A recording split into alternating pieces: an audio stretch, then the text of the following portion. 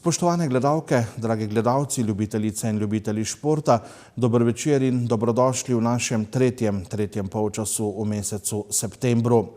V osrednjem delu bomo govorili o začetku nove hokejske sezone, o začetku tekmovanja v rokometni ligi prvakov in o 30-letnici od podpisa prve sponzorske pogodbe med celjskim rokometnim klubom in Pivovarno Laško.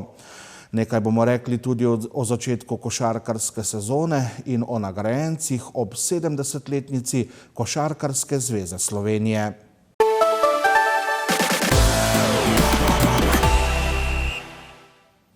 Nogometaši so prejšnji konec tedna odigrali tekme tretjega kroga državnega prvenstva.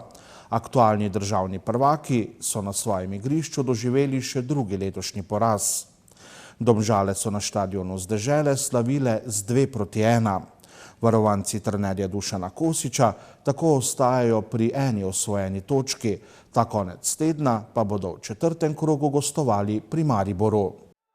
Domžalčani so srečanje v Celju odlično odprli in povedli že v 24. minuti. Senija Tibričič je izvajal kot, Matej Podlogar pa je z glavo premagal domačega vratarja Matjaža Rozmana. Le 5 minut kasneje je bilo že 0:2. Dario Kolobarič je odlično izkoristil globinsko žogo in Domžale so na odmor odšle z 2 goloma prednosti. V nadaljevanju so Celjani krenili na vse ali nič, vendar jim več kot častnega zadetka Žana Zaletela ni uspelo doseči. Tekma za nas, da se vrnemo, da prebijemo led v tem prvenstvu. Želeli smo si zmage. Pravzaprav naša podoba od začetka ni bila tako slaba, ampak vse tisto, kar smo si priigrali, smo nekvalitetno, bi rekel, v tistem začetku tekme izvedli v bistvu. Te predložki strani, v bistvu nam je manjkala tista neka natančnost, ki nas je krasila. Tako da kasneje smo dobili gol iz standardne situacije prve in potem se je zgodba zapletla. Lovili smo 2:0, v drugem polčasu smo nekako skušali to energijo povrniti. Kaj ne rečem, nismo si želeli tega, ni prijetno, ampak treba glave zakopati se nazaj v delo in pokazati boljši moment v bistvu. No, smo bili medli, druge žoge nismo pobirali, v prvem polčasu govorim. Tudi potem, ko smo riziko prevzeli, je seveda imel nasprotnik možnost za protinapade, tako da se nam tekma ni najbolj posrečila, da ni lakote, da ne gremo na glavo, čeprav smo se zmenili, da bomo šli, se pravim, uvod ni bil toliko slab, ampak potem se ti neki nogometni moment obrne, nasprotniki za dan, podobno kot proti Muri. Zamudimo, nasprotnik nas kaznuje in potem si zakompliciramo stvari. No. Ni bilo vse toliko slabo, ampak za uspeh rezultatski je pa to, bi rekel, premalo. Ne. Ni vse slabo, kar delamo, ampak mislim, da smo tudi v nekem krču. Vsi se zdaj od nas pričakujejo, da bomo konstantno zmagovali.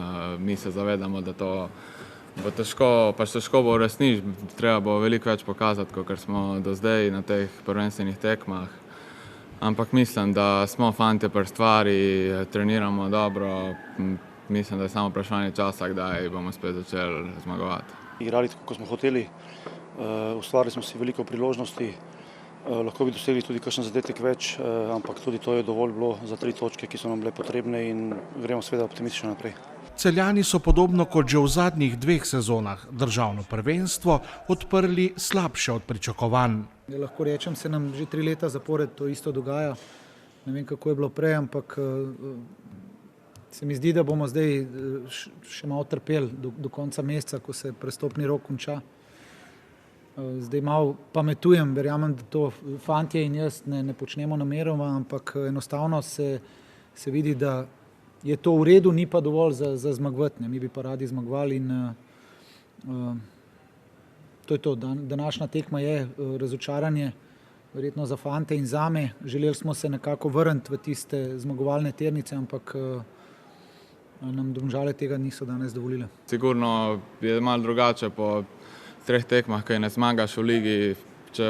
Po drugi strani, če pogledamo, tudi prejšnjo sezono nismo začeli zmago, mislim, da prvih 6-7 tekem smo se na to dvigali in sam stopnjevali formo. Bržčas gre slabše rezultate na začetku novega prvenstva vsaj delno pripisati tudi dejstvu, da rumeno-modri sočasno igrajo tudi na evropski sceni.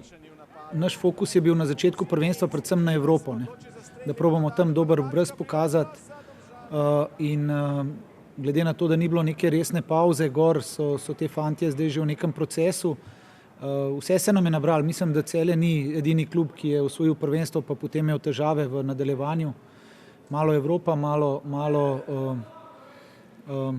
ta neka, bom rekel, po tisti euforiji, nek padec koncentracije in to ponavljati zame kot trenerja in za ekipo ni enostavno. Iščemo rešitve, se pogovarjamo veliko o tem, ampak danes, ko sem pričakoval, da bo to nam šlo, se enostavno bilo premalo. No. Se zavedamo, da naša podoba ni dobra in ta energija se čuti, tudi jaz jo čutim, ne da bi se fantje, da ne bi hoteli, ampak ko bi bili v nekem strahu, ni sproščenosti, pa ni natančnosti v tem. Ne. Tako da ići trdo delo naprej in probati več izvleči sebe. No. Po besedah trenerja Dušana Kosiča, aktualni državni prvaki zaenkrat precej bolje izgledajo na treningih kot na tekmah. Tudi včerajšnji trening je bil super, ampak ko pridemo na igrišče, je ta izvedba šepa natančnost, šepa kvalitetna rešitev, šepa odločnost. To nam manjka v tem momentu. No. In to moramo nekako zbuditi, najdeti, ampak ni druge, kakor iti bolj odločno. No. V naslednjem krogu bodo Celjani prihodnji konec tedna gostovali v Ljudskem vrtu pri Mariboru. V drugem krogu ženskega rokometnega državnega prvenstva so rokometašice z dežele na gostovanju pri Krki izgubile s 30-23. Lokalni derbi je bil v Žalcu, kjer so gostiteljice z 22-18 premagale Velenjčanke. Za Žalčanke in Velenjčanke je bila to prva tekma v sezoni. Prenovljena in močno pomlajena žalska zasedba je z borbeno in požrtvovalno igro v obrambi in odličnimi obrambami Klare Hrovatič, ki se je na koncu ustavila pri številki 19, že v uvodnih minutah pobegnila sosedam iz Velenja. O polčasu je prednost varovank novega trenerja Marka Dobrkoviča znašala 5 zadetkov. Tudi v drugem delu so gostiteljice kontrolirale potek stvari na igrišču. Pa dobro, ja zadovoljan sam sa pobjedom, bila je dobra tekma, vodili smo cijelo vrijeme. Zadovoljen sem z zmago, bila je dobra tekma. 9 naših igralk je sinoči igralo mladinsko tekmo na Ptuju, zato je bilo v moji ekipi moč čutiti utrujenost, saj nismo imeli dovolj svežine. Zadovoljen sem z njihovo požrtvovalnostjo in borbenostjo, saj nas že v sredo čaka tekma proti Kopru, ki je tako kot današnjo moramo zmagati. Na požrtvovanju, na želji i volji, na zalaganju i moramo što prije da se oporavimo jer u srijedu nas već čeka tekma sa Koprom koju isto moramo da zmagamo kao i danas protiv Velenja. Ja, jaz moram reči, da smo kar zadovoljne. Tudi trener je rekel, da je zelo zadovoljen. Prva tekma v letošnji sezoni, tale pauza se je kar malo poznala, se mi zdi. No. Drugače pa ja, tekmo smo dobro odprli, sploh v obrambi, sicer pa malo tehničnih napak, ampak smo dobro odpeljali do konca in zmagali. Začela se je sezona, lahko rečem hvala Bogu. Ja, bil je nekakšen derbi, ampak že od samega začetka moje punce so pokazali neko nervozo. V prvem polčasu zaključevale prehitro strele, izgubljale neke žoge brezpotrebne, vendar potem lahko rečem, da v drugem polčasu smo se mogoče malo bolj zbrale in pokazali en delček naše igre. To mi še enkrat poudarjam, delček naše igre. Jaz mislim, da bomo iz tekme v tekmo boljše, bolj zbrane in tekmo si bomo pogledali in potem zaključili, kaj moramo popraviti. Žalčanke so se v domači dvorani predstavile brez kar 6 igralk iz lanske sezone ter z novinkama Sanjo Vrček in Lauro Gorjup. Pridružile so se nam mlajše punce oziroma mladinke, dobili smo tudi 2 novi igralki, Sanjo Vrček in Lauro Gorjup. Jaz mislim, da je to še samo en dodaten plus, da bomo delali na domačih igralkah, da se bo rokomet v Žalcu še naprej razvijal. V velenjskem klubu so zadržali celotno lansko zasedbo in ji dodali 4 okrepitve. Lahko rečem, da sem zelo zadovoljna in srečna, da smo zadržali lansko ekipo. To pomeni celotno lansko ekipo in priključili v bistvu 4 punce, kar je to naš plus. Vesela bi bila seveda istega mesta, v bistvu ponovitve lanskega uspeha, vendar jaz pričakujem od svoje ekipe, da bomo šli mogoče celo malo više.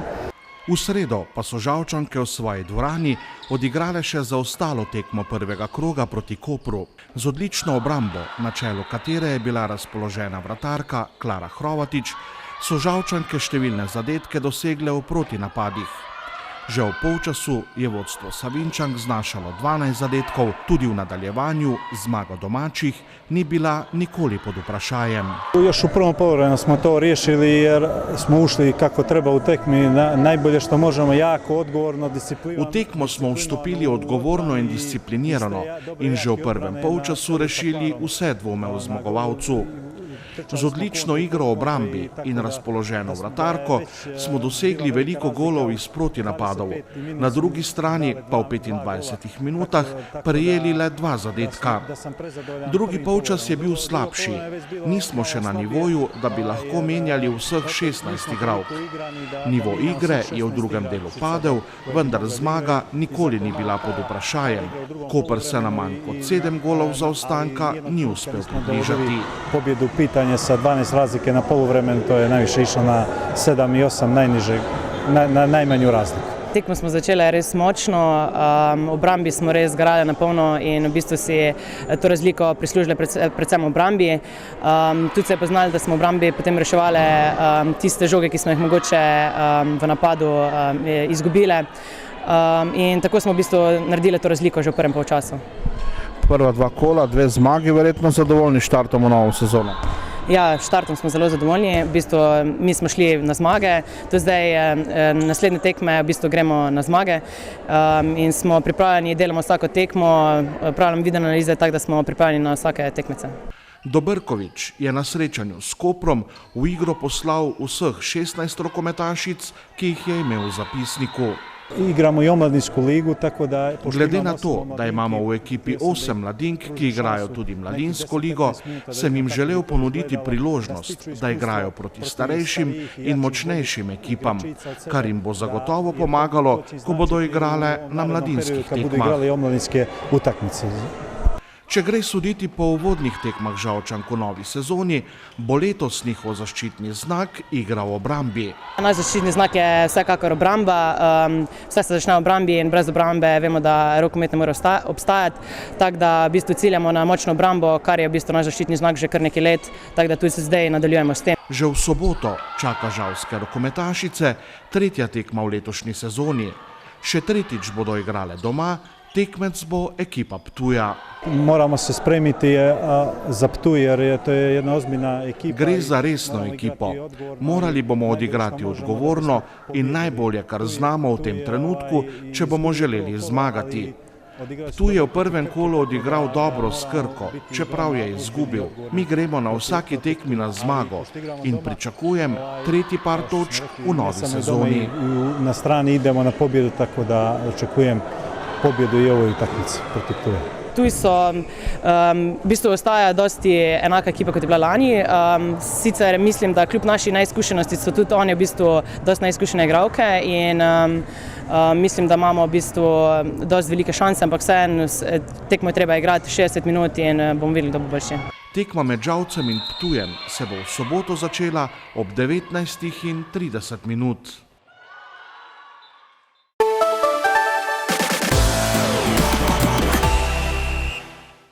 Takole smo v prvem delu nocojšnjega središča s včerajšnjo superpokalno tekmo med Krko in Olimpijo se je začela nova košarkarska sezona v Sloveniji ki je tudi jubilejna, namreč Košarkarska zveza Slovenije praznuje 70 let delovanja.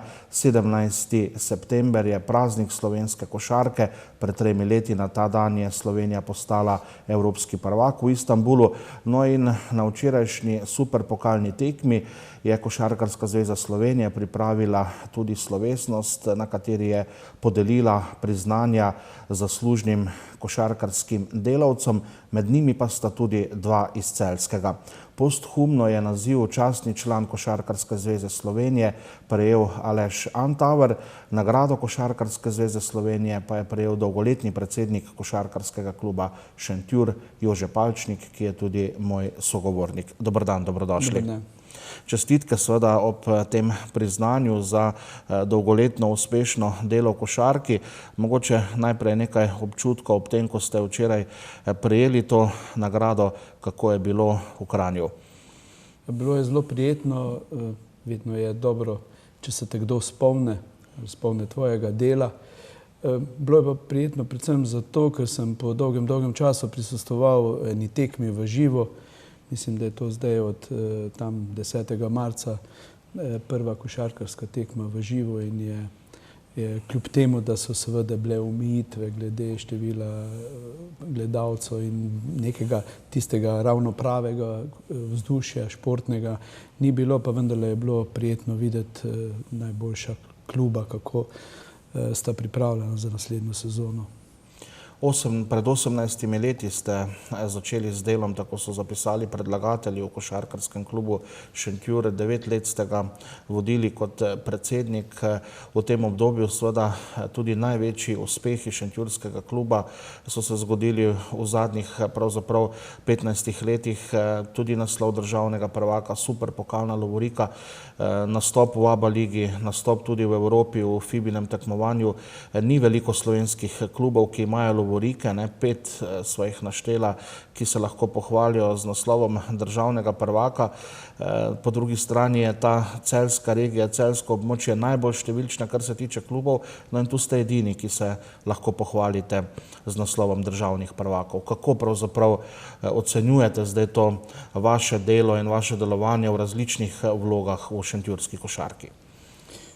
Jaz lahko rečem, pravzaprav povezan sem s košarko od mladih nog. Mislim, da je prelomno moje navdušenje za košarko se je pričelo tam okrog svetovnega prvenstva leta 70, ko je Slovenija postala, oziroma Jugoslavija takratna postala svetovni prvak in potem smo za vsakim vogalom postavljali koše in od takrat dalje je košarka moj prvi šport. Tudi spremljal sem, sicer moja aktivna vloga kot igralca ni bila kaj posebnega, ampak mi smo takrat imenovali v tej kozjanski potresni ligi, sem tudi nekaj časa nastopal, vendar pa potem, ko sem me je pravzaprav že pritegnil k sodelovanju Peter Lapornik, ko je v nekem trenutku to šentjursko košarko obudil, lahko rečem, da to so bila 90. leta. Že takrat sem po nekih močeh pač pomagal, nisem pa bil v nekih organih kluba. No, potem so me pa v leta 2002, ker so bile neke spremembe organizacijske in tako dalje, takrat je pa že klub nastopal drugo leto v prvi slovenski ligi. So me povabili in smo od takrat dalje sem potem bil predsednik in sodeloval z eno zelo dobro ekipo. Moram reči, da takrat, če ne bi bilo na eni strani še vedno Kemoplasta in njegovega lastnika Lapornika, na drugi strani pa Alposa z Mirjanom Bevcem na čelu, se iz tega tudi takrat ne bi lotil. Moram reči pa, da je to bil potem, da je pa bila to sodelovanje zelo dobro. Kasneje sem tudi začel delati na občini in moram reči, da smo v tistih letih postavili nekako ta klub na tako osnovo, ko je približno sedaj. To je bila tudi podstat, da smo potem v nekem trenutku, kljub temu, da so bile vmes izjemno turbulentne sezone, da smo bili leta 2014 praktično, da smo se rešili z zmago v zadnjem krogu tekmovanja, da bi ne izpadli v nižji rang, smo potem v naslednjem letu zmagali v državnem prvenstvu in potem seveda se tudi odločili za to nastopanje v tej regionalni ligi in tudi Fibini. Moram reči, da tisto obdobje pa obeležil že, takrat nisem bil več predsednik, sem pa seveda zelo aktivno delal v upravi kluba. Tisto obdobje je pa obeležil Tajfun z direktorjem Španom, ki je prepoznal priložnost in še zdaj lahko rečem, da recimo v južnih republikah nekdanje Jugoslavije je Tajfun prepoznaven tako po košarki kot tudi po odličnih kmetijskih strojih. Poleg teh mejnikov, ki sva jih omenila, torej naslov prvaka, superpokalna lovorika, igranje na mednarodni sceni, pa zagotovo velja omeniti tudi kar nekaj košarkarjev in pa trenerjev, ki so nekako išli iz te vaše košarkarske šole oziroma iz vašega kluba. Imate tudi 3 košarkarje, ki so osvajali kolajne z mlajšimi reprezentancami na evropskih prvenskih. Skratka, kar nekaj znanih košarkarskih imen je šlo skozi šentjurski klub. Ja, seveda en del je ta članska ekipa. Seveda jaz moram reči, da sem od prvih dni, kar sem prišel v klub, dajal velik pomen tudi mlajšim selekcijam. Te smo organizirali, se smo skrbeli, da tudi imamo pravi kader.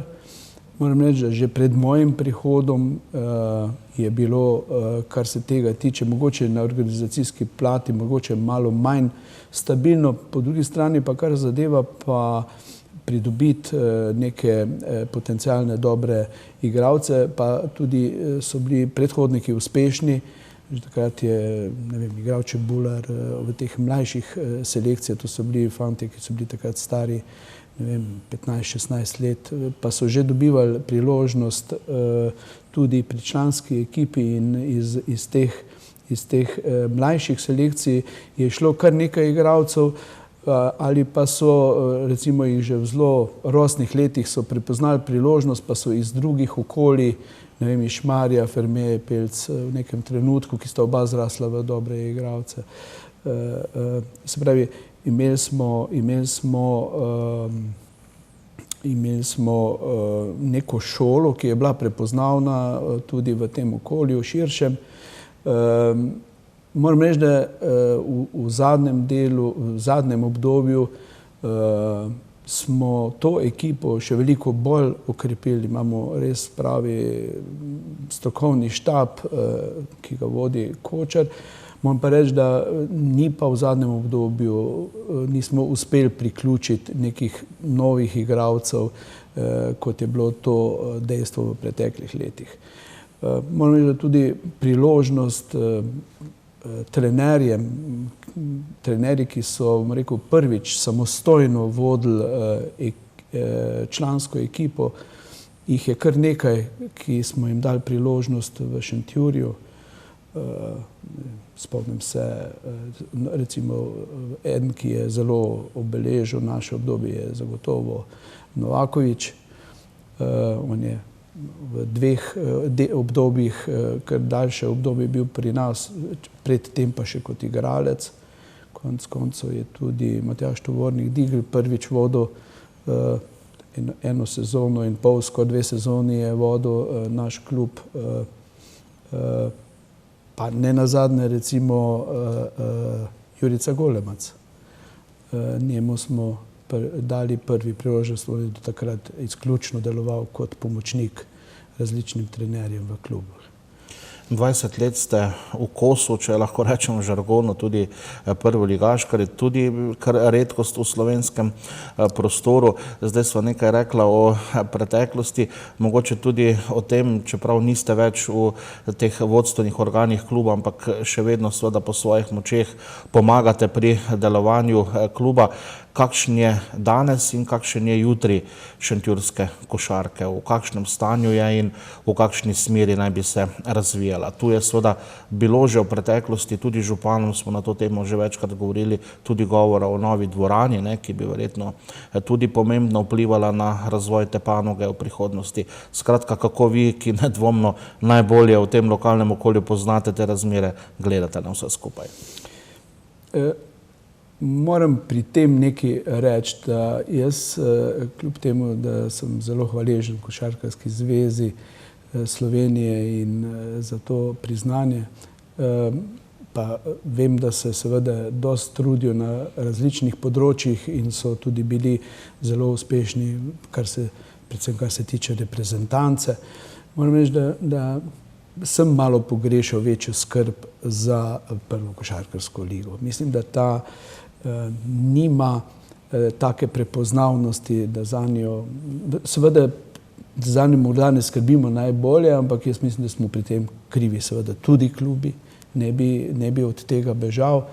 Moram pa reči, da tukaj neke složnosti med klubi niti ni, neke vizije, kaj bi si želeli, kako. Mislim, da je treba predvsem ravnati po svojih zmožnosti, ne se precenjevati, ne morejo se dogajati zadeve, da klubi, ki še, ne vem, so osvajali naslove, pa čez par mesecev v bistvu se izkaže, da imajo, da sploh ne morejo poravnavati svojih obveznosti. Imeli smo celo primere, ko so sredi sezone izstopali iz lige in tako naprej.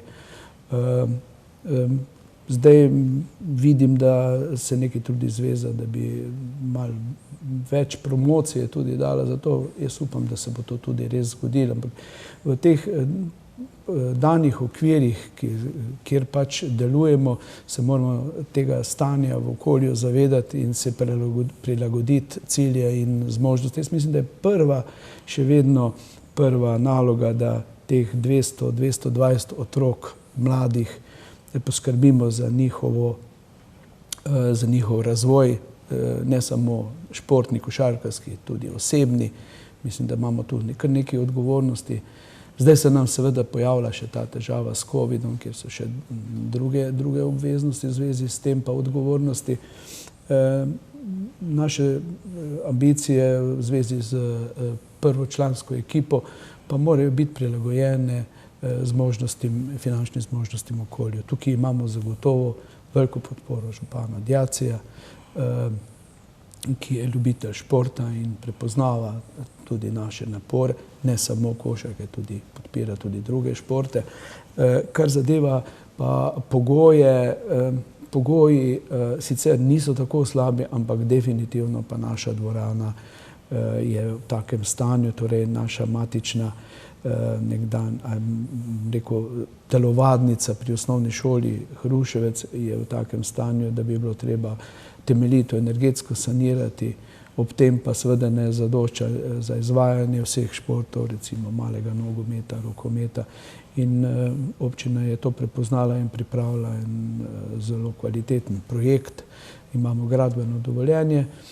Seveda je pa odvisno, a bo država to vrstne projekte tudi podpirala, ker brez te podpore občina sama takega projekta ne more ali pa ga bo zelo, zelo težko speljala.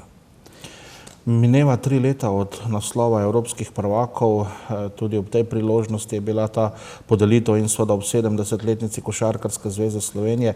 Se vam zdi, da smo nekako uspeli izkoristiti ta moment, ko smo najboljši v Evropi nasplošno gledano v košarki, ali ti učinki niso takšni, kot bi si mogoče ob tisti euforiji, tudi sami ste bili v Istanbulu, vem, da ste praktično na vseh pomembnejših tekmah slovenske reprezentance potovali po različnih državah Evrope, sveta in spremljali našo izbrano vrsto. Morda sigurno je država, deloma smo izkoristili, to je en del prepoznavnosti, dodatne promocije za državo, za naš šport, za naše športne potencijale, ki so res veliki. Po drugi strani pa, kot sem že prej rekel, zagotovo bi pričakoval, da bi to se odrazilo tudi pri drugačnem pristopu pri organizaciji Slovenske košarkarske lige, pri njeni promociji, konec koncev tudi podpori klubom. Jaz moram reči, da razen neke malenkosti v vsej zgodovini, kar sem vključen v teh 20 letih, mislim, da je bila neka malenkost. Enkrat sploh ne bi govoril o številkah, ki so smešne. Ko vidim, kako drugi športi pomagajo zdaj v času covida, jaz pričakujem, da bo razumevanje tudi Košarkarske zveze, da tukaj pomaga klubom v teh težkih časih. Torej, menim, da bi lahko iz tega potegnili zagotovo več. Predvsem na domači sceni. Prihodnji teden se začenja novo državno prvenstvo. Praktično polovica lige je iz našega območja, torej iz celjske regije. To je seveda zanimivost, ampak smo ji priča že kar dolgo zadnjih let, lahko rečeva. Kaj generalno pričakujete od nove sezone? Seveda bo posebna že zaradi teh ukrepov, razmer, verjetno ne bo gledalcev v dvorani, pa vendarle, kaj si lahko košarkarski navdušenci obetajo od nove sezone? Če sem pravilno informiran, naj bi zveza poskrbela za prenose tekem, neke vrste spletne prenose oziroma tudi po nekaterih športnih televizijah. To bo zagotovo nadoknadilo ta manjko prisotnosti, ampak ne v celoti. Seveda brez publike je to vrstno nastopanje, tekmovanje vendarle zelo okrnjeno. Tako da nek izhod v sili je. Jaz mislim, kolikor sem uspel spremljati ostale ekipe, so pristopi, razen morda tistih, ki nastopajo v mednarodnih tekmovanjih, da ostali zelo previdno pravzaprav kadrujejo, ker v bistvu nihče ne ve, kaj se bo dogajalo, ali ne bo spet prišlo do kakšnih zaprti ali pa prekinitev tekmovanj in tako naprej. Zato so seveda vsi previdni pri načrtovanju sredstev. Tako da jaz mislim, da je naš klub tu izbral neko srednjo pot, eno kombinacijo nekih izkušenih pa tudi mladih igralcev, z zelo izkušenim trenerjem Pipanom. Jaz se ne bojim, da ne bi tega prvenstva, pa kakorkoli se že odvijalo, izpeljali, tako da bo šentjurski klub tudi po 21. sezoni ostal prvoligaš. Še imate veliko energije, tudi časa nenazadnje za delovanje v košarki tudi v prihodnjem obdobju? Pomagal bom, dokler bom lahko, dokler bo to želela tudi ekipa, ki vodi klub. Jaz moram v tej priložnosti se posebej zahvaliti predsedniku Debenaku in ostalim pravnem odboru kluba. Ti so bili namreč formalni predlagatelji za moje priznanje, ki sem ga prijel. Mislim, da je pa to tisto, kar me je obdržalo pri tem delu tako dolgo, da sem imel srečo z sodelavci, nekatere sem že prej omenil, se pravičujem, verjetno si bi zaslužil še marsikdo, ampak hočem reči, če je ta ekipa, to sodelovanje dobro, je tudi v težjih časih se da marsikaj narediti. In rekel, potem pa, ko se pa pojavi kakšna priložnost, jo pa seveda znamo tudi zagrabiti z obemi rokami. Jože Palčnik, hvala za obisk v našem studiu, uspešno delo seveda še naprej. Drage gledalke, spoštovani gledalci, po oglasih bomo nazaj v drugem delu središča, govorili bomo o začetku rokometne lige prvakov in pa o posebnem mejniku, namreč včeraj je minilo natanko 30 let od podpisa prve sponzorske pogodbe med celjskim rokometnim klubom in Pivovarno Laško.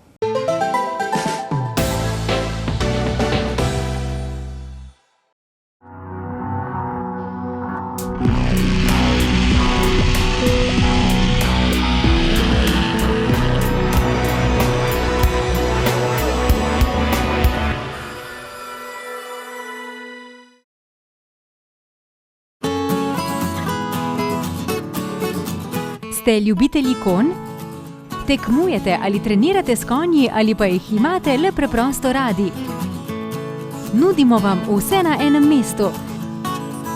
Naša konjeniška trgovina Kartelani vam ponuja hrano za konje, vitamine in pestro izbiro opreme za vaše konje. No, opremo pa imamo tudi za vas. A to še ni vse. Opremo imamo tudi za vse ljubitelje western jahanja. Obiščite nas in se prepričajte.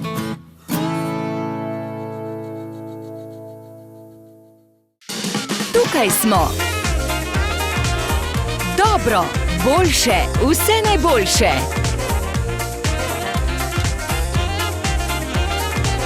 City Center Celje.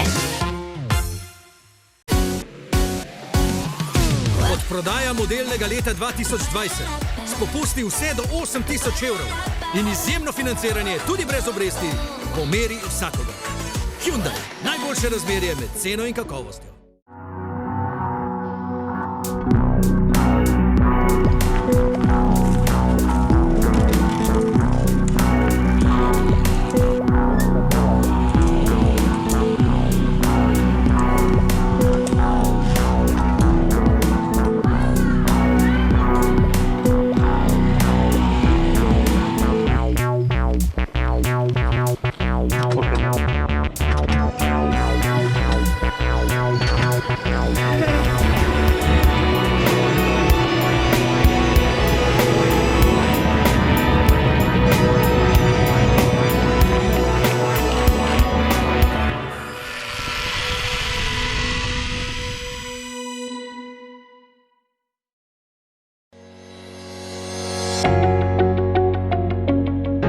Borza nepremičnin, nepremičninska agencija z dolgoletno tradicijo. Posredujemo pri prodaji vaše nepremičnine in ponujamo možnost odkupa. Sestavimo pogodbo za vse vpise v zemljiško knjigo, davčno in pravno svetujemo in še mnogo več. Naj bo promet z nepremičninami varen, zato zaupajte Borzi nepremičnin. Cinkarna Celje je zgodba o uspešnem delu, hitrem odzivanju na zahteve trga in iskanju novih priložnosti. In je zgodba, ki jo delimo s Celjem. Športniki, ki nizate uspeh za uspehom. Z mladimi, ki že 10 let ustvarjate v natečajih ali prihajate po prve delovne izkušnje. S tistimi, ki skrbite za kulturno zavest ali pomagate ljudem v stiskah. V letu 2018 smo praznovali 145. obletnico delovanja podjetja, ki je zavidljiv, visok jubilej, vreden pozornosti. Obeležili smo ga s postavitvijo razstave v Muzeju novejše zgodovine v Celju. Naša najnovejša tehnološka oprema, vlaganje v razvoj in skladno s sodobnimi smernicami nas navdihujeta, da bomo tudi v prihodnje ustvarjali za boljši jutri vseh.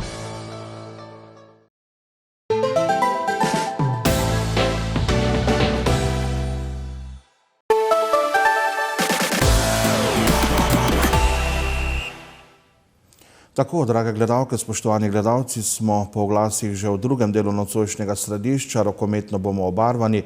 Ta teden se je začela nova sezona v najelitnejšem moškem evropskem klubskem tekmovanju, Ligi prvakov, kot zagotovo vsi že veste, v prvem kolu v Zlatorogu, Celje Pivovarna Laško proti danskemu Olborgu 29-31.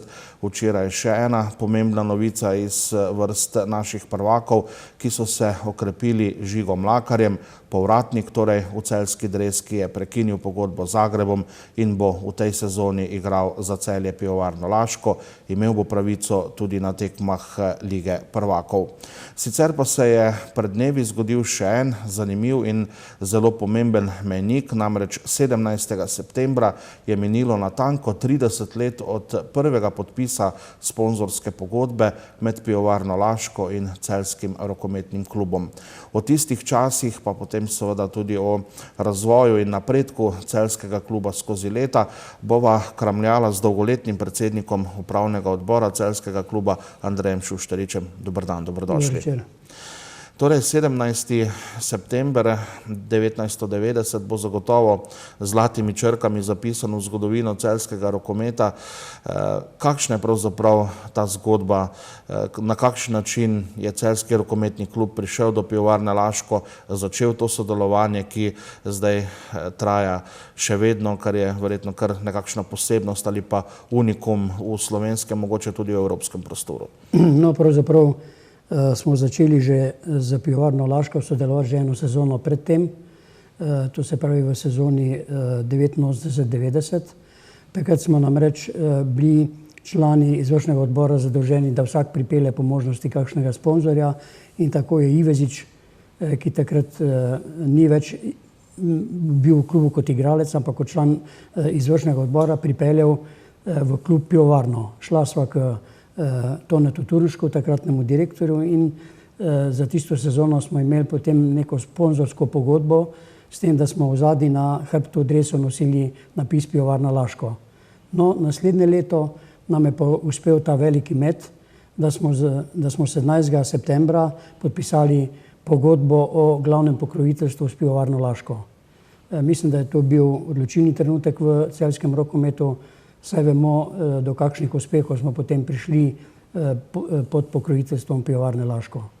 Ali drži neka zgodba, da naj bi takrat pivovarna celo iskala, mislim, da hokejski klub Jesenice, pa potem ni prišlo do dogovora in tu ste, kot rečemo v žargonu, imeli tudi dober tajming? Ja, točno tako je bilo. Oni so bili v dogovoru oziroma razmišljali so o tem, ali bi investirali v hokejski klub Jesenice ali v rokomet, in so se potem na koncu odločili za rokomet, ki je bil takrat v vzponu. Bili smo sicer v drugi ligi, ampak nekje najboljši, bi rekel, v tej drugi ligi in seveda tudi v jugoslovanskem rokometu, ki je bil takrat špica evropskega in svetovnega rokometa, no in tako so se na našo srečo odločili potem za rokomet.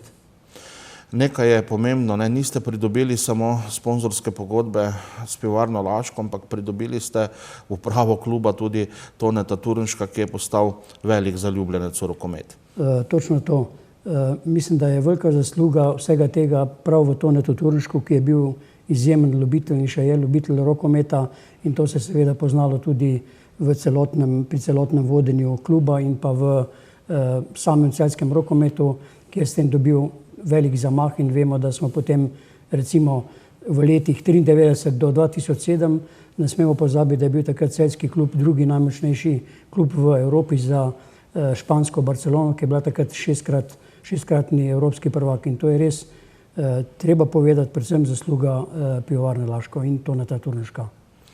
Pivovarna je torej vstopila v klub, no in hitro ste se potem, kot ste že omenili, začeli vzpenjati in pravzaprav je bilo kar skoraj neverjetno, da tako majhno mesto, da tako majhna država lahko meša štrene med, takrat ste pravzaprav skoraj vsako leto igrali v polfinalu Lige prvakov. Ja, no, začetek je bil malo slabši. To prvo sezono v Evropi smo odigrali pod pokroviteljstvom, bi rekel, IHF-a, Mednarodne zveze. Takrat, če se spomnite, smo imeli prvo tekmo odigrali z Reškim Zametom, jih izločili, in v drugi tekmi potem pa z Zagrebom, ki je bil tisto sezono potem evropski prvak, izpadli. Naslednje leto še vedno mislim, da takrat je bila pa že Evropska zveza zraven, smo pa nastopali v Ligi prvakov in malo je manjkalo, da se nismo uvrstili v, bi rekel, zaključne boje. Tam je bilo nekaj spornih odločitev, predvsem sodniških, predvsem na tekmi z Westvinom na Dunaju, pa doma proti Santandru. No, ampak to je bil pravzaprav začetek. Od takrat naprej bi pa rekel, da smo se počasi vzpenjali in bili krat kar 6-krat v polfinalu, 2-krat v četrtfinalu in seveda tisti uspeh leta 2004, ko smo osvojili naslov evropskih prvakov in pa naslov zmagovalcev superpokala evropskega. Številni izjemni rokometaši so v tistih letih igrali v Celju, mogoče imena, ki so na vas pustila največji vtis, tudi trenerje ste imeli dobre. No, pod vstopom Pivovarne v klub je bil takrat trener Tone Tisl, ki nas je z ekipo pripeljal takrat na kvalifikacijah v Zagrebu v prvo jugoslovansko ligo, ki pa seveda ni bila nikoli odigrana zaradi razpada Jugoslavije. Kasneje so bili pri nas znani predvsem hrvaški trenerji, kot je Šojat, Zovko, Hasan Efendić. Mislim, da z njimi smo potem dosegli vse te velike uspehe in seveda ne smemo na koncu pozabiti na Požuna, ki je pa dodal piko na i, bi rekel, z osvojitvijo naslova evropskih prvakov. Res je, takrat je bilo Celje in celjski klub nekje želena destinacija vseh evropskih rokometašev. Ne smemo pozabiti, da so nekateri najboljši evropski rokometaši takrat igrali v Celju, naprimer Puc, pa Manasko, Škrbić, Perić in tako dalje, da jih ne naštevamo. Vse to so bili renomirani igralci, ki so želeli priti v Celje. Takrat je bilo, kot sem rekel, Celje žela marsikaterega rokometaša. Pomemben mejnik potem na tej poti so da tudi odhod v novo večjo dvorano, povsem drugi pogoji, možnost večjega števila gledalcev. In takoj praktično hitro potem se je zgodil tisti naslov. Mogoče v sezoni, ko nekako navijači pa tudi predstavniki sedme sile tisto moštvo niso ocenjevali recimo s tako visoko oceno kot pa nekatere predtem, ko so mogoče na papirju bila bolj zveneča. Ja, predtem smo imeli recimo ekipo z Manaskovom, pa Pucem, Škrbićem in tako dalje in nismo dosegli takega uspeha. Jaz mislim, da je to predvsem zasluga trenerja Požuna in pa enotnosti v ekipi. Takrat je bil kapetan Perić, ki je znal vse te igralce nekje združiti in je bil res tim ta prav.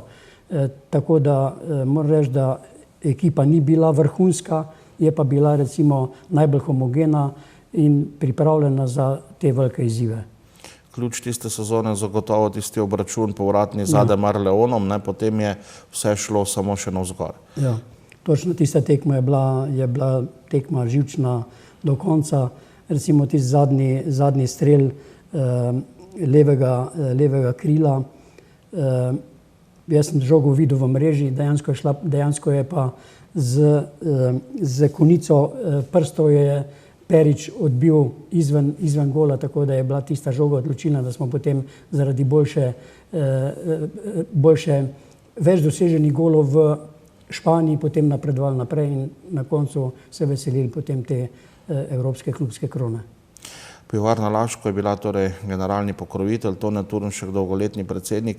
Kdo pa so bili še tisti pomembni akteri poleg njega, recimo pa seveda tudi poleg vas, ki so vodili ta klub v teh desetletjih? No, vsekakor je treba pri podpisu te pogodbe omeniti Jožeta Sadarja, ki je bil takrat komercialni direktor pivovarne. On je bil tudi zelo zaslužen za to, da je pivovarna podpisala to pogodbo. Potem nenazadnje je bil tu Marko Jugović, ki je potem vmes skrbel, bi rekel, nekje za finančna sredstva oziroma za dobro financiranje in pa razpolaganje z denarjem. Pa recimo Remic Janko, kup teh zaposlenih v pivovarni, ki so nam pomagali v klubu, da smo pač lahko poslovali tako, kot smo. Seveda pri tem se ne sme pozabiti, da je pivovarna Laško dobila dober strokovni kader in pa tudi dober operativni kader v klubu, ki je bil takrat preizkušen preko druge in prve jugoslovanske lige, tako da imeli smo neke izkušnje. Vi ste kako dolgo delovali v klubu? Ja, jaz sem bil v klubu 24 let. Najprej kot predsednik izvršnega odbora, potem kot predsednik upravnega odbora in na koncu 2 leti pa pol kot VD direktorja kluba. Kar dolga doba. No, potem so prišle na plano tudi lastniške spremembe v sami pivovarni, tudi nenazadnje odhod Toneta Turnška z mesta direktorja, ampak vseeno je pivovarna ostajala z rokometom. Zakaj po vaši oceni? Ja, pač to je bila tradicija in nihče si ni mogel zamišljati tega kluba brez pivovarne in tudi pivovarna ne brez kluba, tako da so nekje nadaljevali to tradicijo. Seveda Pri tem treba pa pripomniti, da največ tako zagnano in z takimi sredstvi, kot je bilo v času Toneta Turnška. Tudi Heineken je, potem ko je prevzel lastniško strukturo, ostal, ampak kot ste že dejali, z omejenimi sredstvi. Mislim, teh 800 000 evrov, ki jih da Heineken, je za moje pojme, da bi rekel, sramotno, no, ampak za tako firmo se mi zdi, da bi lahko dali precej več denarja in da bi morali vložiti več v to okolje, kamor so prišli, pa žal ne. 30 let je dolgo obdobje, poznate še kakšen podoben primer v športu, da bi recimo eno podjetje tako dolgo sponzoriralo kot generalni pokrovitelj isti klub? V Sloveniji ne. V Sloveniji ga ni. Mislim, da je Pivovarna Laško res tak izjemen primer. Ne smemo pozabiti, da so tudi sponzorirali tudi druge športe, med drugim tudi nogomet, mariborski, potem veslanje in nebroj drugih športov, da jih zdaj vse ne naštevam. Tako da so bili res prisotni v športu veliko, nazadnje so zdaj, jaz mislim, ohranili predvsem rokomet. Kako danes spremljate dogajanje v celjskem klubu, ne nazadnje tudi v Ligi prvakov, kako mogoče tudi komentirate ta štart že 26. zaporedne sezone, 30 let generalnega pokroviteljstva in znotraj tega kar 26 zaporednih sezon v Ligi prvakov? No, mi smo, mislim, da eni od redkih, poleg Zagreba, Vesprema, klub, ki praktično igra ves čas v Ligi prvakov. Seveda so rezultati zadnja leta precej slabši kot v preteklosti, kar je seveda razumljivo zaradi finančnih sredstev, ki jih vlaga pivovarna v klub.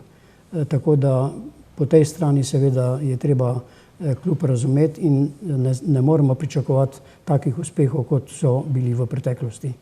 Še hodite na tekme takrat, ko je to mogoče, zdaj v tem trenutku ni, na žalost. Vedno sem prisoten praktično na vsaki tekmi in tudi, bi rekel, komaj čakam, da se dvorana zdaj v tej korona krizi odpre in da bomo lahko tudi gledalci prišli na svoj račun. Tisto, kar mogoče tudi morava povedati in kar je tudi zanimivo, da se pa recimo takratni akteri pa kar nekajkrat na leto dobite skupaj, tudi zdaj ste se dobili ob tej 30-letnici prvega podpisa te sponzorske pogodbe. Kako je bilo, kako držite stike? Ja, letos malo slabše, mi se dobimo v principu dvakrat na leto, to se pravi 24. aprila, to je na dan, ko smo osvojili naslov evropskih prvakov in pa decembra pred zaključkom starega leta. To je nekje tradicija zdaj že nekaj let. Letos žal se 24. aprila nismo dobili, smo se dobili pa včeraj ob tej 30-letnici podpisa pogodbe za pivovarno in upam, da se bomo dobili tudi decembra ob koncu tega leta. Dolgo ste v rokometu, še vedno ga aktivno spremljate. Kakšne čase napovedujete celjskemu klubu v prihodnosti?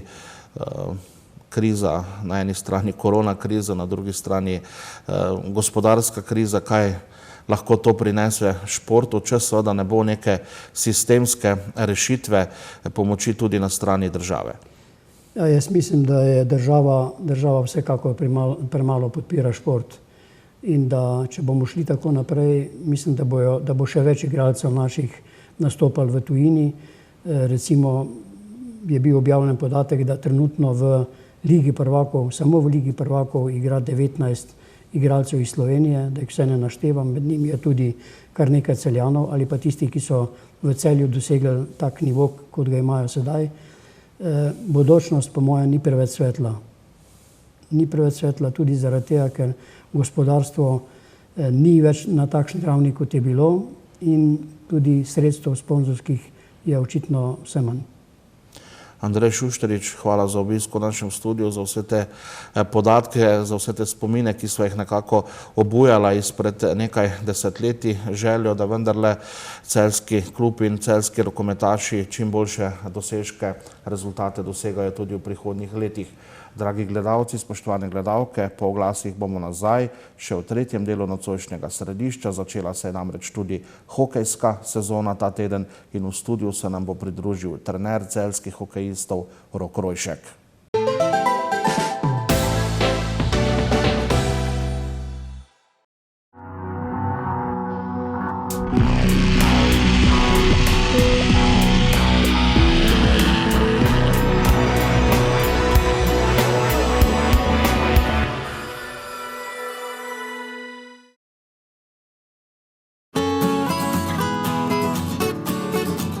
Ste ljubitelji konj? Tekmujete ali trenirate s konji ali pa jih imate le preprosto radi? Nudimo vam vse na enem mestu. Naša konjeniška trgovina Kartelani vam ponuja hrano za konje, vitamine in pestro izbiro opreme za vaše konje. No, opremo pa imamo tudi za vas. A to še ni vse. Opremo imamo tudi za vse ljubitelje western jahanja. Obiščite nas in se prepričajte.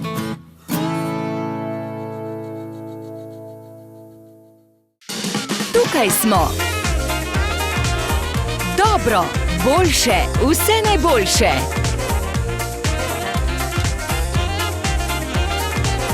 City Center Celje. Prodaja modelnega leta 2020. S popusti vse do 8.000 evrov.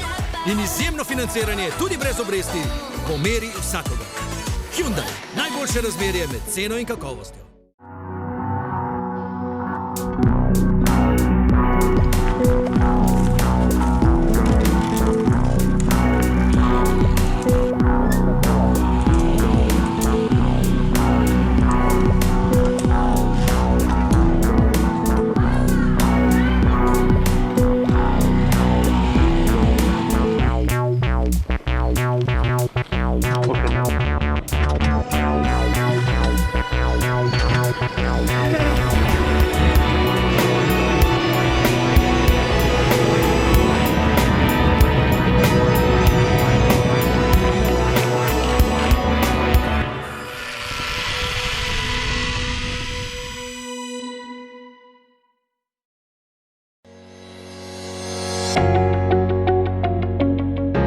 Borza nepremičnin, nepremičninska agencija z dolgoletno tradicijo.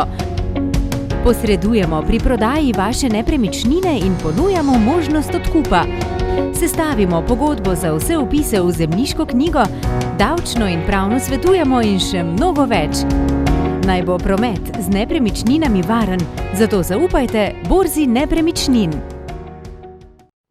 Cinkarna Celje je zgodba o uspešnem delu, hitrem odzivanju na zahteve trga in iskanju novih priložnosti. In je zgodba, ki jo delimo s Celjem. Športniki, ki nizate uspeh za uspehom. Z mladimi, ki že 10 let ustvarjate v natečajih ali prihajate po prve delovne izkušnje. S tistimi, ki skrbite za kulturno zavest ali pomagate ljudem v stiskah. V letu 2018 smo praznovali 145. obletnico delovanja podjetja, ki je zavidljiv, visok jubilej, vreden pozornosti. Obeležili smo ga s postavitvijo razstave v Muzeju novejše zgodovine v Celju. Naša najnovejša tehnološka oprema, vlaganje v razvoj in skladno s sodobnimi smernicami nas navdihujeta, da bomo tudi v prihodnje ustvarjali za boljši jutri vseh.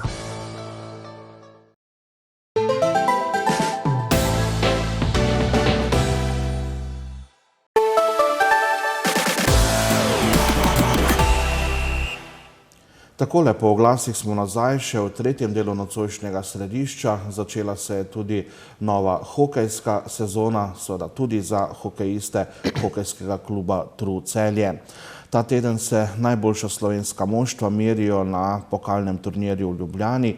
Celjani so na žalost že izpadli in sicer v četrtfinalu proti Bledu je bilo 0:5. Več o tem, kar se je dogajalo na tej tekmi, pa seveda tudi, kaj Celjane čaka zdaj v državnem prvenstvu in mednarodni ligi, pa trener celjskega kluba Rok Rojšek. Dober dan, dobrodošli. Dober dan.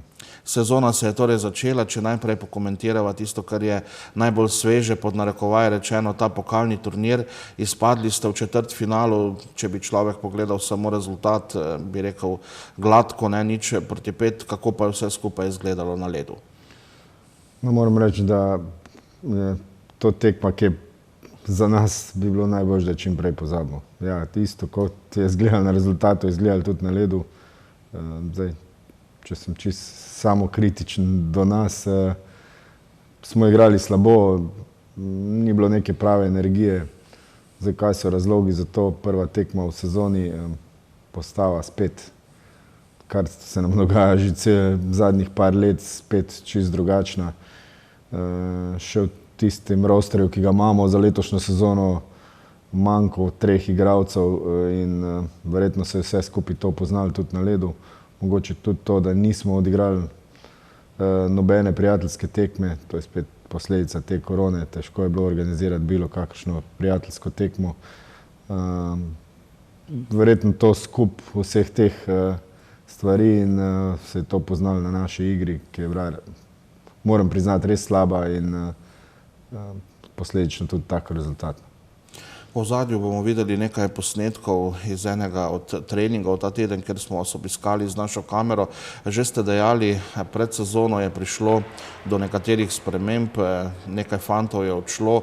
Skratka, kakšno moštvo imate na voljo za novo sezono? Katere so tiste bistvene spremembe, ki so se zgodile v prestopnem roku? Ja, moram reči, da smo spet izgubili 5 igralcev. 2 sta se vrnila v domači klub na Bled, Niko Nemaček je po, mislim, da 6 letih odšel nazaj v Maribor, brata Flajs v Olimpijo in seveda ob, že tako bi rekel, maloštevilčni ekipi se to seveda pozna. Sicer sta se nam vrnila Blaž Knez in Matic Zupanc, kar je dobro, pa vendar na tej tekmi še nista nastopila in bo nekaj časa potrebno po enoletni pauzi, da se tudi ona dva prideta nazaj, po domače povedano, in da se z ekipo uigrata, fizično dosti pripravita, drsalno, ker le eno leto nista bila na ledu, v bistvu tekmovalnem ledu. In vse to skupaj rabi čas in tekme pa se sledijo eno za drugo, tako da bo težko, ampak treba je dvigniti glavo in iti naprej.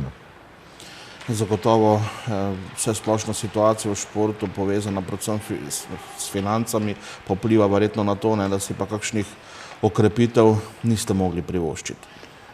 Ne, nažalost ne.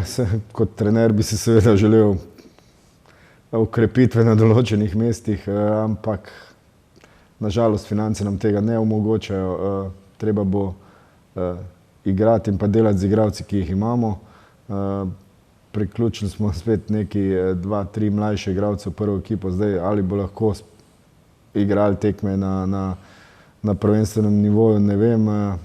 Tukaj smo že malo probali na tej pokalni tekmi, zdaj bo to šlo. Jaz mislim, da bo z meseca v mesec boljše, ampak za začetek smo uprli na moči, ki jih imamo, ki vemo, da lahko odigrajo, in treba bo pač maksimalno delati in pač probati sezono speljati, kakor se najbolj da. Pokal je za vami, zdaj se boste preusmerili v ostala tekmovanja. Vemo, da ste v preteklih letih igrali tudi tako imenovano regionalno mednarodno ligo. Vemo zdaj seveda, da so težave s potovanji. Kakšen je pravzaprav zdaj plan naprej, kar se tiče državnega prvenstva in seveda tudi mednarodne lige? Ja, scenarijev je sicer več. Zdaj bomo igrali prvič po tem enem scenariju, ki bi si želel, da se na koncu tudi uresniči, se pravi do konca teh lig. V Sloveniji imamo problem, da igramo v 3 različnih ligah, se pravi Olimpija in Jesenice v Alpski ligi.